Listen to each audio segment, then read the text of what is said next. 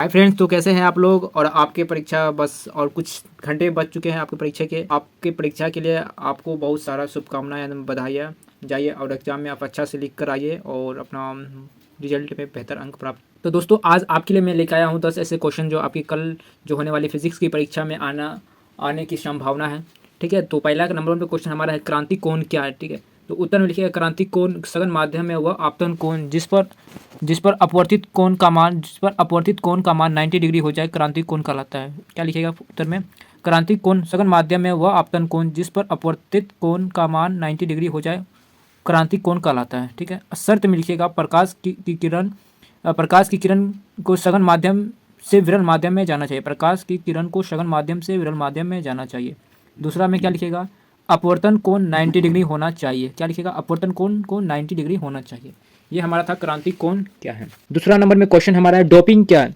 तो डोपिंग में आपको उत्तर में ऐसे लिखेंगे, डोपिंग क्या होता है। तो मैं बता दूं, डोपिंग जब किसी शुद्ध अर्धचालक में क्या होता है, जब किसी शुद्ध अर्धचालक में अति अल्प मात्रा में कोई अशुद्धि जैसे आर्सेनिक, एंटीमनी मिलाई जाती है तो उसकी चालकता कई गुना बढ़ जाती है। इस क्रिया को डोपिंग कहते हैं। क्या होता है, जब किसी शुद्ध अर्धचालक में अति अल्प मात्रा में कोई अशुद्ध आर्सेनिक जैसे कि एंटीमनी जैसे कुछ मिलाई जाती है तो उसकी चालकता कई गुना बढ़ जाती है। इस क्रिया को क्या कहते हैं, हम डोपिंग कहते हैं। तो आई होप आपको डोपिंग समझ में आ चुका होगा। तीसरा नंबर का क्वेश्चन हमारा है, सौर सेल क्या है। तो मैं आपको उत्तर में लिखना है, सौर सेल एक पीएन जंक्शन डायोड है। क्या होता है, सौर सेल एक पीएन जंक्शन डायोड है जो सौर सेल ऊर्जा को सीधे विद्युत ऊर्जा में रूपांतरित करता है। यह प्रकाश विद्युत प्रभाव के सिद्धांत पर कार्य करता है।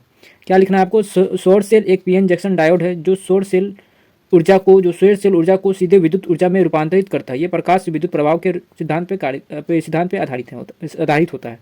ठीक है, तो आपको सौर सेल भी समझ में आ चुका। चौथा नंबर पे क्वेश्चन हमारा, ट्रांसफार्मर में त्राम क्षय को समझाइए। तो आपको उत्तर में लिखेगा, प्राथमिक कुंडली एवं द्वितीय कुंडली के तार में धारा के प्रवाहित होने पर, ठीक है, प्राथमिक कुंडली एवं द्वितीय कुंडली के तार में धारा के प्रवाहित होने पर ऊष्मा उत्पन्न होती है। इस प्रकार विद्युत ऊर्जा का ऊष्मा के रूप में क्षय होता है। विद्युत ऊर्जा का ऊष्मा के रूप में, तो विद्युत ऊर्जा होता है वो ऊष्मा के रूप में क्षय होता है, जिसे ताम क्षय कहते हैं ट्रांसफार्मर का। तो आई होप आपका ट्रांसफार्मर का ताम क्षय भी समझ में आ चुका होगा। 8वां नंबर का क्वेश्चन हमारा है, बूस्टर का नियम क्या है। तो ये देखिए, जो मैं क्वेश्चन करवा रहा हूँ बहुत ही इंपॉर्टेंट है, जो आपकी कल होने वाली फिजिक्स की परीक्षा में आना तय है, निश्चित है पूरा।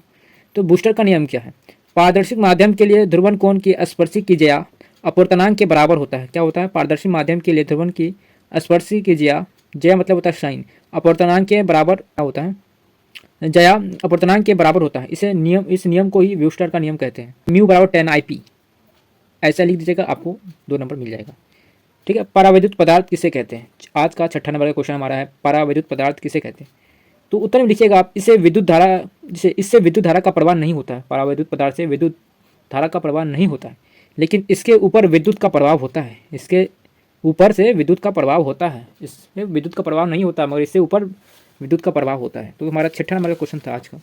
और 7वां नंबर में क्वेश्चन हमारा है, भंवर धारा क्या है। ठीक है, तो भंवर धारा क्या है, तो इसके 2 उपयोग लिखें। तो लिखिएगा उत्तर में, जब किसी धातु के टुकड़े को किसी परिवर्तनशील चुंबकीय क्षेत्र में रखते हो तो क्या है, जब किसी धातु के टुकड़े को किसी परिवर्तनशील चुंबकीय क्षेत्र में रखते हैं तो उसके संपूर्ण आयतन में क्या होता है, उसके संपूर्ण आयतन में एक प्रेरित हो जाती है, जिसे भंवर धारा या फोको धारा कहते हैं। देखो, भंवर धारा को हम फोको धारा भी कहते हैं। उपयोग में लिखिएगा आप लोग, विद्युत ब्रेक में और प्रेरण भट्टियों में किया जाता है। एक बार मैं फिर से बता रहा हूँ आपको, फिर से लिखिएगा, जब किसी धातु के टुकड़े को किसी परिवर्तनशील चुंबकीय क्षेत्र में रखते हैं तो उसके संपूर्ण आयतन में एक प्रेरित धारा उत्पन्न हो जाती है, जिसे हम भंवर धारा या फोको धारा कहते हैं। उपयोग विद्युत ब्रेक में और दूसरा उपयोग प्रेरण भट्टियों में। आज का 8वां नंबर का क्वेश्चन हमारा है, एक्स किरणें के 2 गुण लिखिए।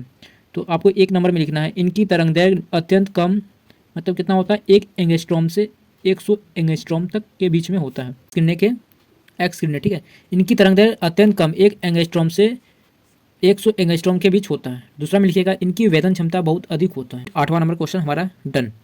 9वां नंबर में क्वेश्चन हमारा है, चालक के धारिता को प्रभावित करने वाला कारक बताइए। चालक की धारिता को प्रभावित करने वाला कारक, तो आपको उत्तर लिखा है, चालक की धारिता को प्रभावित करने वाले कारक निम्नलिखित है। नंबर 1 पे हमारा है, चालक का पृष्ठीय क्षेत्रफल। ठीक, दूसरा में लिखिएगा, चालक के चारों ओर के माध्यम की प्राकृतिक पर, चालक के चारों ओर के माध्यम की प्राकृतिक पर बराबर होता है कि ए एप्सिलॉन नॉट बाय में डी बटे में डी। के क्या होता है हमारा, के हमारा क्या होता है, कांस्टेंट वैल्यू। ये हमारा एरिया है, एप्सिलॉन नॉट क्या है बता सकते हो कोई, इसमें आप बताइए एप्सिलॉन नॉट क्या होता है। आज का हमारा 10वां नंबर का क्वेश्चन, चोक कुंडली। तो चोक कुंडली क्या है, मैं वो भी आपको बता देता हूँ। प्रत्यावर्ती धारा परिपथ में विद्युत ऊर्जा को ह्रास हुए बिना धारा को कम करने का एक साधन उपलब्ध है जिसे चौक कुंडली कहते हैं। चौक कुंडली में आपको फिगर में आपको दिखाई दे रहा होगा, एक बल्ब लगा हुआ, एक लोहे का क्रोड है और एक हमारा प्रत्यावर्ती धारा है जो एस टाइप का बना हुआ है डब्बा गोल के अंदर, वो प्रत्यावर्ती धारा है। चौक कुंडली का फिगर है ये, और जो तार दिखाई दे रहा है तांबे के तार की कुंडली है। ठीक है, तो आई होप आपको ये वीडियो बहुत अच्छा लगा होगा, और ये जो मैं 10 क्वेश्चन करवाए बहुत ही इंपॉर्टेंट क्वेश्चन है, और कल होने वाली फिजिक्स की परीक्षा में ये सब क्वेश्चन आपको देखने को मिलेंगे। आने का बहुत चांसेस है ये क्वेश्चन का। मैं आपको सजेशन क्वेश्चन दिया हूँ, तो आपको इस वीडियो में समझ में आ चुका होगा। ठीक है, तो फिर मिलते हैं नेक्स्ट वीडियो में, और कमेंट में बताना आप लोगों का एग्ज़ाम कैसा गया, और हमें ज़रूर बताना, और क्या जो मैंने पढ़ाया वो क्वेश्चन आए थे या नहीं आए थे, आप हमें ज़रूर बताना।